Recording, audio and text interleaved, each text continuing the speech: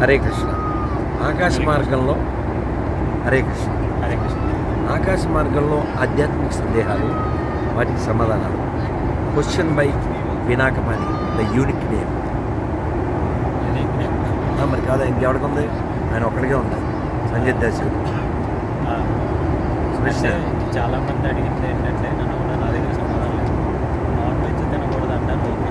కానీ ఉల్లిపాయ కూడా వెజ్జే కదా, అది ఎందుకు తినకూడదు, అది కూడా ఎందుకు తినరు అనేది ఒక క్వశ్చన్. చెప్పనా? చెప్పండి. ఆహారం మనలో సత్వగుణాన్ని కలిగించాలి. గుణాలని మనం శరీరంలో ఉన్నాం, మనం తినే పదార్థం మన మీద ప్రభావం చూపిస్తుంది, మనస్సు మీద, శరీరం మీద. కాబట్టి ఉల్లి వెల్లుల్లి వాటి యొక్క లోపల ఉండేటువంటి ఆ కారణాలు, ఆ ఫుడ్, ఆ ఇంగ్రీడియంట్ వల్ల అది మన మనస్సు మీద, శరీరం మీద ప్రభావం చూపిస్తుంది. మీరు కావాలంటే ఏదన్నా ఊరగాయ ఎక్కువ తినేసాను అనుకోండి, you'll see next day you can experience it. అవునా? మరి అది శాకాహారమే, శాకాహారం కదా అని చెప్పి తినకూడదు, ఎక్కువ తినకూడదు. అలాగా ఈ ఉల్లి వెల్లుల్లి మనలో రజోగుణాన్ని, తమోగుణాన్ని పెంచుతుంది. అందువల్ల వాటిని అవాయిడ్ చేయాలి. ఇప్పుడు అన్నం, పప్పులు, కూరగాయలు, నట్స్ ఇవన్నీ కూడా శాకాహారమే. కానీ ఏకాదశి నాడు అన్నం కూడా తినం కదా. కాబట్టి అసలు వదులుకోవడం అనే కాన్సెప్ట్ ఎందుకంటే, చిట్ట చివరికి దీన్ని వదిలేస్తాం కదా, దాన్ని వదిలేటప్పుడు ఏడవకుండా సంతోషంగా వదలాలంటే ముందు ఇవన్నీ వదిలేయాలి. లేకపోతే మనసు ఏం చెప్తుందంటే, మాతో పాటు ఒక 30 మంది దాకా 3 రోజులు ఉన్నారు పూరీలో, రథయాత్రకు వచ్చినారు. రాత్రి వాళ్ళకు చిన్న క్లాసు, మీరు ఇంటికి వెళ్ళాక మళ్ళీ ఉల్లిపాయలు మొదలెట్టేస్తారు కదా అన్నారు. నవ్వేరు. ఉల్లిపాయలు లేకుండా బాగానే ఉన్నారు కదా 3 రోజులు మాతో. సరే, ఏకాదశి ఎప్పుడు చేయలే కదా, చెయ్యండి, దేశానికి మంచిది, దేహానికి మంచిది అని చెప్పారు. అదే ఇంటికి వెళ్ళాక చేస్తానేమో, శాంపుల్ ఇచ్చాం. మనం ఉన్నప్పుడు ఏకాదశి అయిపోయాక వచ్చాం. విషయం ఏంటంటే, మనం దాని మీద ప్రేమ ఉంటుంది కదా. ఉప్మా చాలా బాగుంది కానీ ఉల్లిపాయలు తిప్పలే ఉంటుంది అంటే, దానివల్ల ఏమవుతుందంటే, మన మనస్సు పొరల్లో ఈ ఉల్లిపొర చిక్కుకుంటుంది. అసలు నువ్వు ఎవరిని లోపల పెట్టుకోవాలి? భగవంతుడిని కదా. ఆయన్ని పెట్టుకోవడం మానేసి ఉల్లిపాయ బజ్జీని, సమోసాని, గాలిని పెట్టుకుంటే the purpose of human life is not fulfil. ధర్మం కాదు కదా. ఇప్పుడు మనం ఫ్లైట్లో ప్రయాణం చేస్తున్నాం, లో వాయిస్లో మాట్లాడుతున్నాం, ఎందుకంటే వాళ్ళకి వీళ్ళకి ఇబ్బంది కాదు. గుళ్ళో ఉన్నప్పుడు మైక్లో మాట్లాడినట్టు ఇక్కడ మాట్లాడుతున్నాం అంటే వీ హ్యావ్ సెన్స్ కదా. మరి ఇతరులకి ఇబ్బంది కాకూడదని ఆలోచిస్తున్నాం, మంచిదే.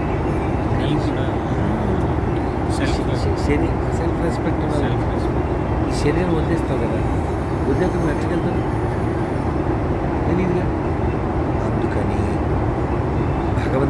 భగవద్గీతలో చెప్పినట్టు మన్మనా భవ మద్భక్తో మధ్యాజీమాం నమస్కృ, ఇప్పుడు నన్నే స్మరించు, నాకే నమస్కరించు అన్నాడు. మనం ఆయన్ని స్మరించడానికి తగ్గ ఆహారాన్ని తినాలి, ఆయన్ని స్మరించడానికి తగ్గ ఆహార్యం కలిగి ఉండాలి. ఆహార్యం మీన్స్ ఆహార్యం, ప్రెసెన్స్. ఆయన్ని స్మరించడానికి తగ్గ ఎన్విరాన్మెంట్ కలిగి ఉండాలి. ఉదాహరణకి పబ్బులో కూర్చుని ధ్యానం చేయగలవా?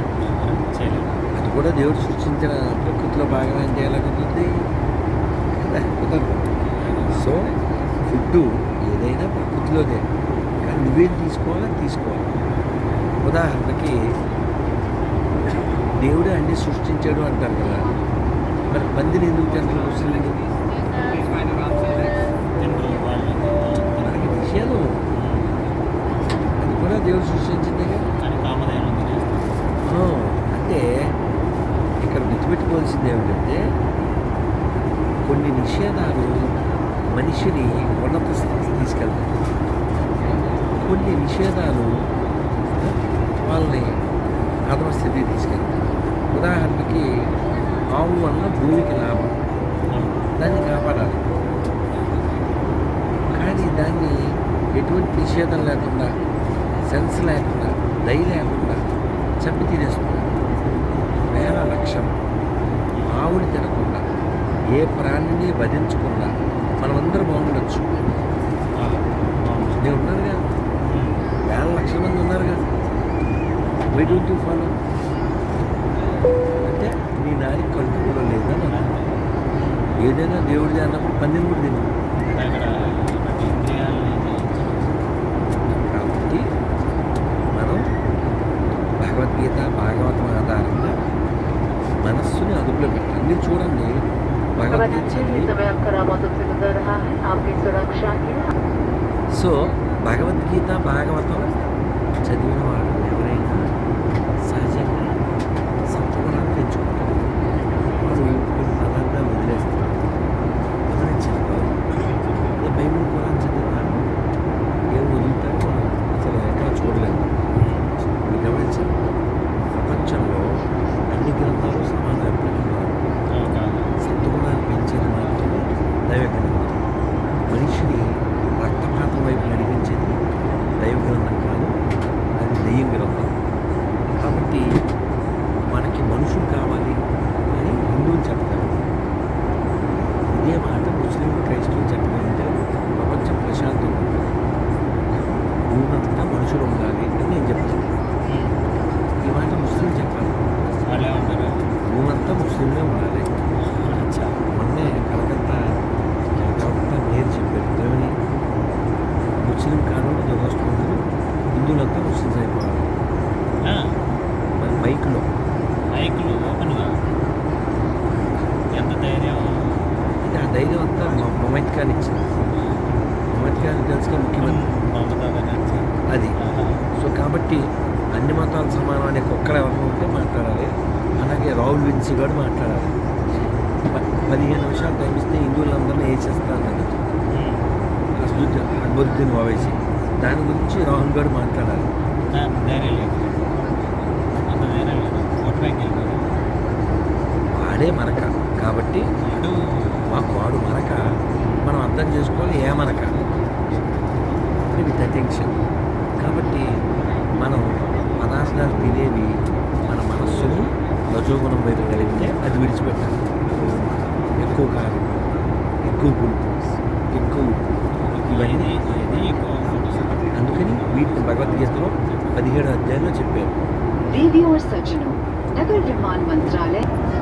కాబట్టి తినే పదార్థం మన మీద ప్రభావం చూపిస్తుంది. కాబట్టి పెద్దలు ఏం చెప్పారంటే ఏది పడితే అప్పుడు, ఏది పడితే అది, ఎప్పుడు పడితే అప్పుడు, ఎలా పడితే అలా, ఎందుకు పడితే అందుకు, ఎక్కడ పడితే అక్కడ తినకూడదు. రాత్రి మంచి స్మెల్ వస్తుంది, నడిచి వెళ్ళాను ఓ గుడికి, బోల్డ్ మాట్లాడాను, జపం చేశాను. వచ్చేసరికి అలసిపోతాం కదా, వచ్చేసరికి రూమ్లో చపాతీలు తింటున్నాను. మామూలుగా లేదుగా. నువ్వు తింటారా అన్నారు, తిన్నా. దారిలో వచ్చేప్పుడు పండ్లు కనపడ్డాయి. వాడు అక్కడ అడిగారు, 2 రోటీ కావాలి.